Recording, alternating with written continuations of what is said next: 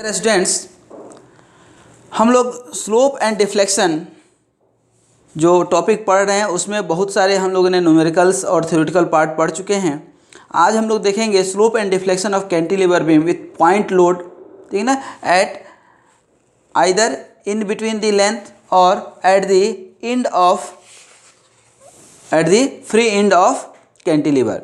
Eight the free end of cantilever में आप देखिए तो इस तरह से हम लोगों ने डबल इंटीग्रेशन मेथड से ये हमने फाइंड आउट किया था। अब ध्यान दीजिए, इसी डबल इंटीग्रेशन मेथड के बजाय आप इसी कैंटिलीवर बीम को आप मोमेंट एरिया मेथड से भी निकाल सकते हैं। किस मेथड से? Moment area method.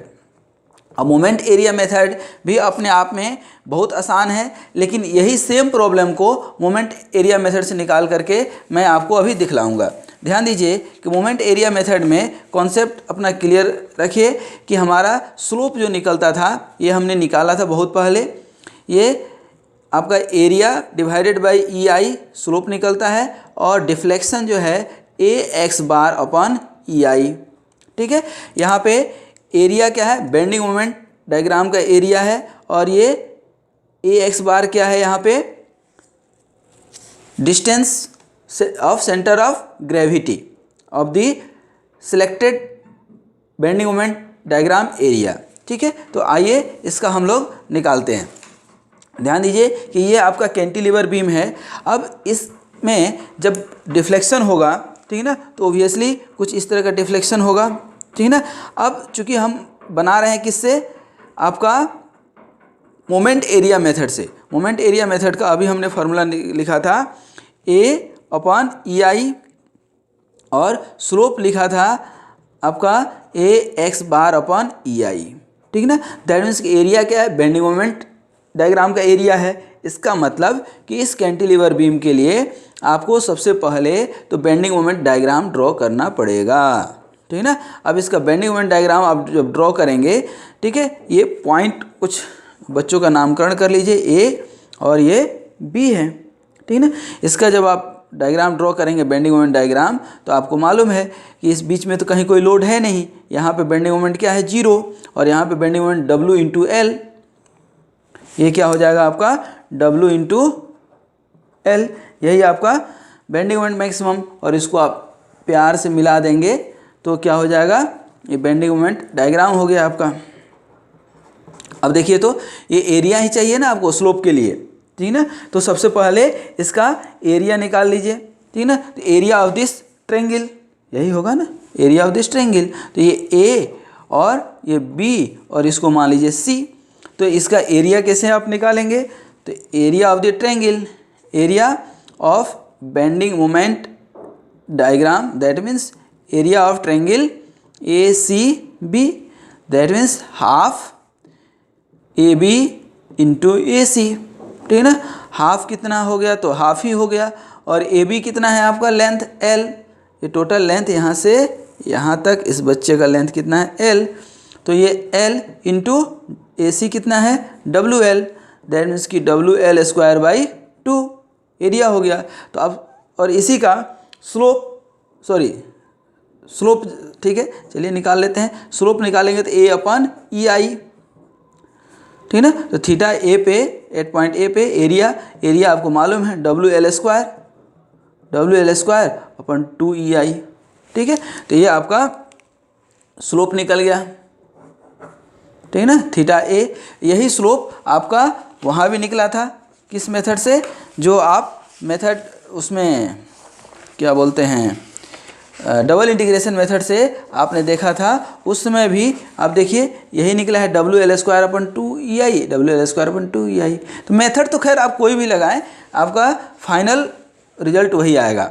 उसके बाद आपको क्या निकालना है? डिफ्लेक्शन, ठीक है ना। डिफ्लेक्शन एट पॉइंट कहाँ पे? ए पे। तो इसका क्या हो जाएगा? ए एक्स बार अपन क्या हो जाएगा? ई आई। अब x बार तो चाहिए आपको, तो x बार यहाँ से आप लेंगे ट्रायंगल का। x बार क्या होता है?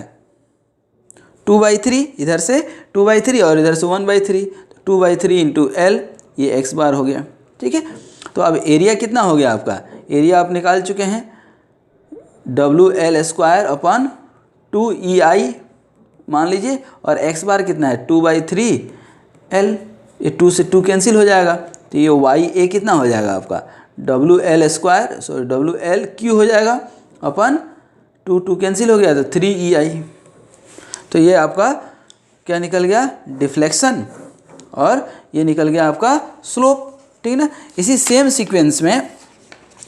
सीक्वेंस में आपको मैं जस्ट दिखाना चाहता हूँ इसी मेथड से, मोमेंट एरिया मेथड से ही, कि कोई कैंटिलीवर बीम है, ठीक ना, कैंटिलीवर बीम है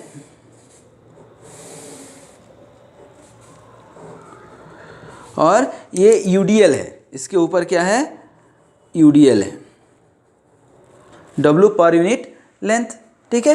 तो अब इसका हमको स्लोप और डिफ्लेक्शन निकालना है, ठीक है ना। तो ये भी हम लोग पढ़ चुके हैं, ठीक है ना, डबल इंटीग्रेशन मेथड से, लेकिन मोमेंट एरिया मेथड कितना आसान है ये मैं जस्ट आपको बताना चाहता हूँ। तो ठीक है, अब इसका डिफ्लेक्शन कुछ इस तरह से होगा, ठीक है ना।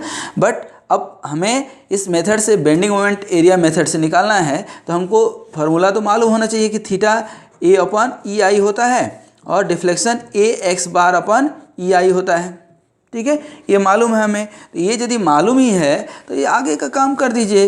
क्या चाहिए इसके लिए, बेंडिंग मोमेंट।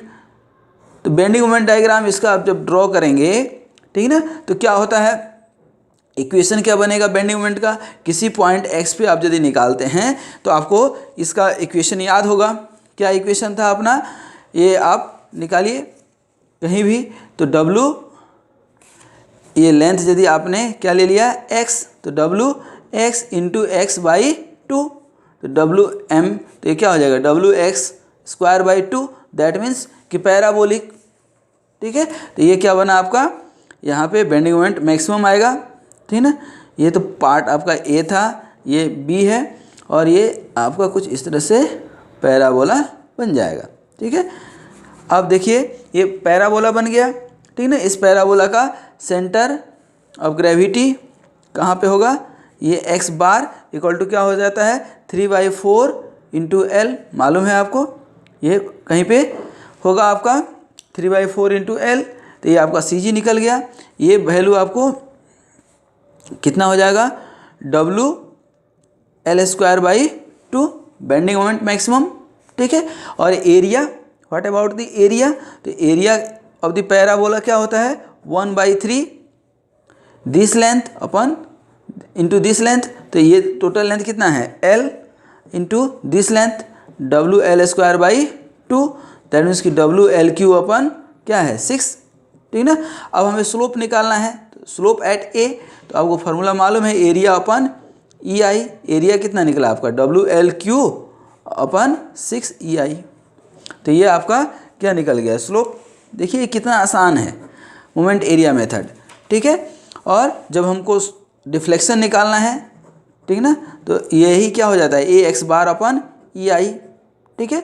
तो एरिया A/EI का वैल्यू तो आप निकाले हुए ही हैं, तो WLQ/6EI, और x बार आप निकालें 3/4 × L, 3/4 × L, तो ये YA लिखेंगे तो क्या हो जाएगा WL⁴, 3 से ये 2, ठीक है, तो अपन 8EI।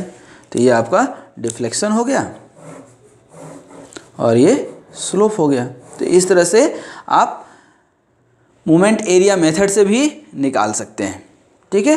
तो thanks for watching this video, और इस वीडियो को ज़रूर लाइक कीजिएगा, यदि अच्छा लगा तो, ज़बरदस्ती नहीं करना है, और अपने दोस्तों के साथ शेयर करना बिल्कुल मत भूलिएगा, ठीक है ना।